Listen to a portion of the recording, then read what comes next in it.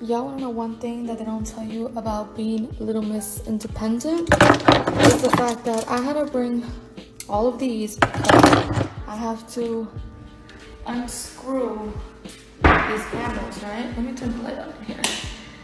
But I didn't know what shape of it was my fault, but I forgot to check the shape of it. And I didn't know, so... What? All right, Little Miss Independent, I'm gonna level with you. I am not a handyman. In fact, I once tried to build a box out of plywood and I screwed it up so badly that the county actually fined me for constructing an unstable structure. In fact, it's one of the reasons why I had to flee the planet. But even with that being said, even I know that if you're gonna live on your own, be it an apartment, a house you bought with a subprime mortgage, or a freeway underpass, which you will know eventually, you're gonna need a basic set of tools, which include screwdrivers, some form of a hammer, a wrench of some sort, and an indiscriminate amount of duct tape. But I think we're missing the bigger point. You want to change out your cupboard handles, which is a very basic job that even 5-year-olds can do. How did you expect the things to be attached to the cupboard in the first place? By magic? How could you have not known that you were gonna need a screwdriver for that job? Wait, you know what? Don't answer that. Your answer might actually terrify me. We're about to see if I can take this out because being Little Miss Independent, we gotta do things for ourselves. So everything is all good, you know, like I love the fact that once my house is finished, I'm going to be able to say that I did it all by myself.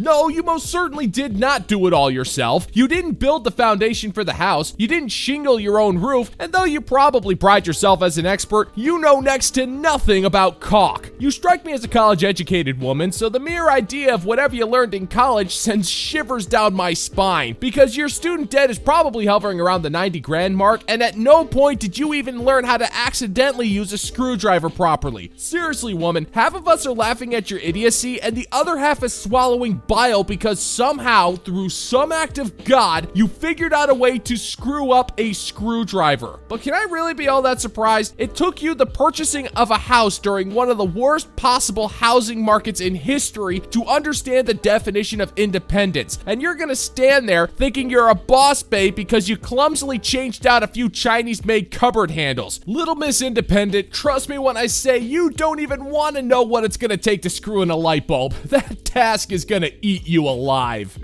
But along the way, guys, yesterday I had a mental breakdown because of a damn toilet. Because I didn't know what the heck was the difference besides the freaking price and the colors, but I don't know what's a good toilet. So if you want to be Little Miss Independent, just know you're gonna have to know a lot of stuff. Wow, that's fantastic work, man. You have the wisdom of a 6,000 or 7,000-year-old man. That's fantastic. We don't have to fill up the whole blackboard after all.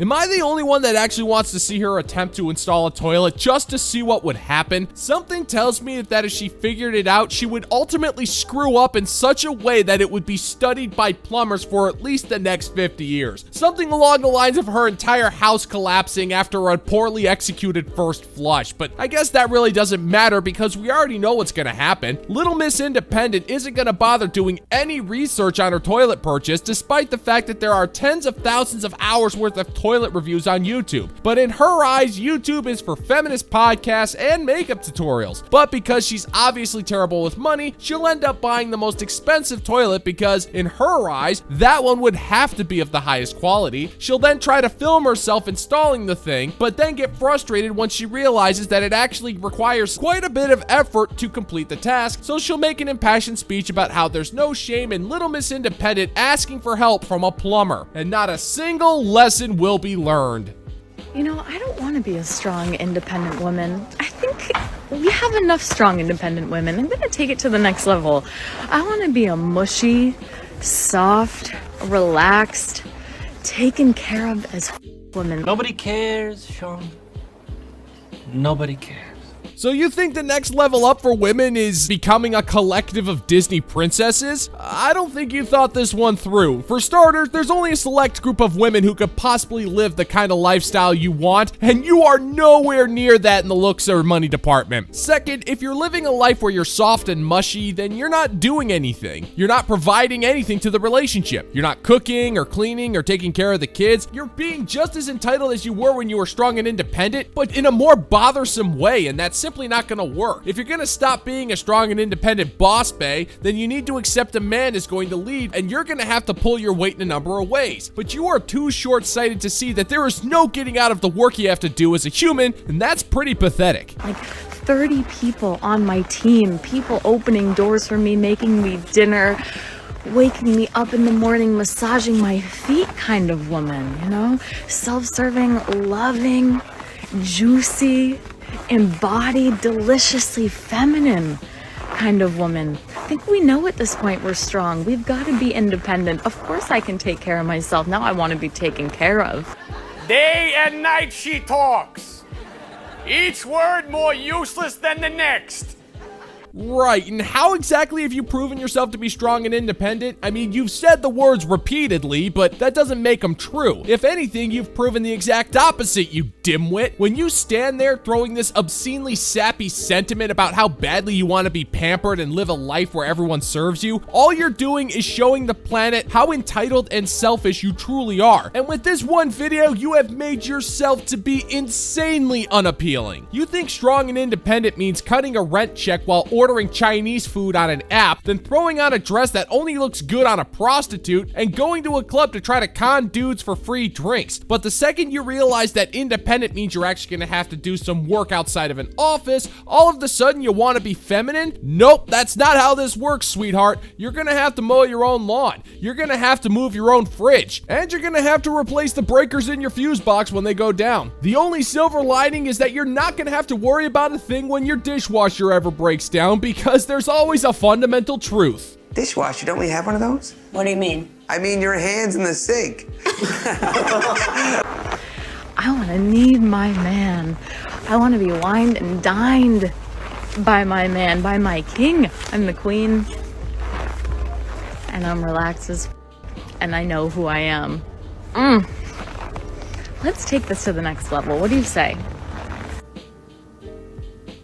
No. No, man.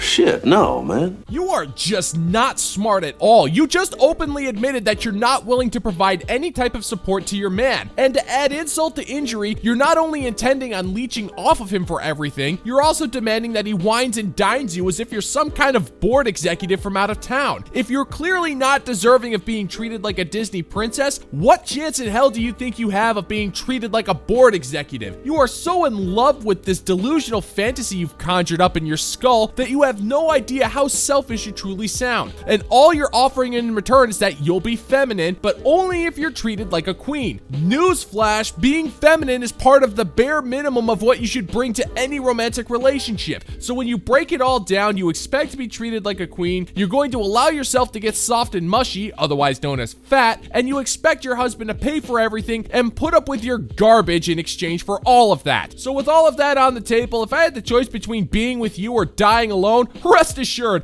I'm already shopping around for coffins. I'm like shaking. I'm so upset right now. So anybody want to take a guess what I'm doing again? Door dashing. Except I'm having to sit still because I don't have much gas. Because I asked my husband to borrow $20 and he told me no. And wanted me to itemize everything I had been spending money on recently to tell him why I didn't have money. Mind you, this man owns a multi-million-dollar company. And I have several questions for you, woman. For starters, how much of a credit card bill did you really rack up? If your husband is refusing to send you 20 bucks for gas unless you produce an itemized list of what you've been buying, then I'm curious to know about your spending habits. He has every right to know how you are spending his money. So it leads me to believe that you're playing the victim because you know you're in the wrong, but you refuse to take responsibility for your reckless spending. Second, why are you door dashing? Do you not have any other relevant work experience? But to be fair, you do strike me as the type of woman who has a real estate license, so that question practically answers itself in that regard. You're not off to a good start here, lady. You married a multimillionaire thinking that you'd be able to swoop in and live a life of luxury because of that poison grease trap of unyielding misery you got betwixt your legs, but you forgot the golden rule of millionaires, sweetheart. No millionaire stays a millionaire if they're practicing the art of frivolous spending. I know it, your family knows it, dogs know it. Like the audacity, man. And then I was telling him how, like, I don't feel like I know it's not me about, you know, asking him for money because, like, it's just, I looked up financial abuse and I said, now I know it's not me. And you know what he said to me? Well, it is you. Like, I'm asking too much for asking for $20 for gas. And I drive an SUV and it's not cheap on gas. And it's not good on gas either. But I'm the problem.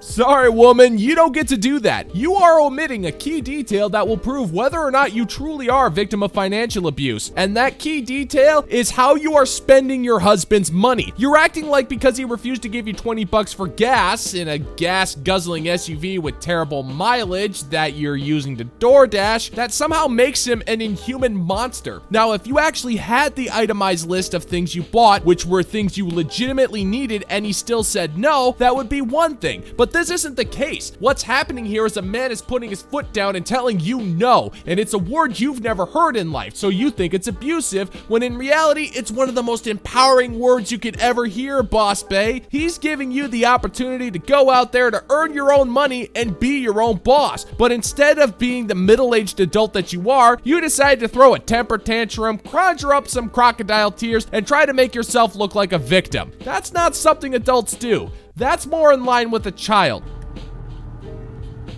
God, I'm so mad. I've never been more ready to get the hell out than now. But, like, I have nothing, like, and I'm not asking for money. I hate handouts. Liar! Liar! Liar! Like, I'll figure something out, but god dang, man. Like, I can't, I'm already barely grasping, like, holding on with this stuff with my girls, let alone this bullshit now. I'll be right. Yeah. Saturday update. So I just watched that back and I was really whiny. And I want to say sorry. I'm not trying to be whiny. I'm just venting because I don't have anybody to talk to. But I'll be okay.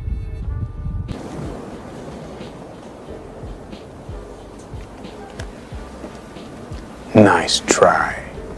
If you realized you were overreacting, why would you bother to post the entire video on the internet to begin with? The answer is simple, because we already know your plan. Once you realized that your life of ease and riches was being threatened by a man who was providing you with said ease and riches, you decided to conjure up a temper tantrum where you allude to the idea of divorcing your husband so you can leverage the American divorce court extortion racket to get him to pay you alimony. All you needed was the comments section to give you a whole bunch of Yas Queen support to justify you doing something so drastic. However, once you realized that your husband was keeping receipts of your reckless spending and that you had no real job skills and really nothing to offer this planet, you saw your plan for an easy payday fizzle away like many grains of salt. And I would have got away with it too if it hadn't been for you snooping kids. So I have absolutely no remorse when I tell you that you need to put on your big girl diapers now, get back to work, and grow up, you spoiled broad.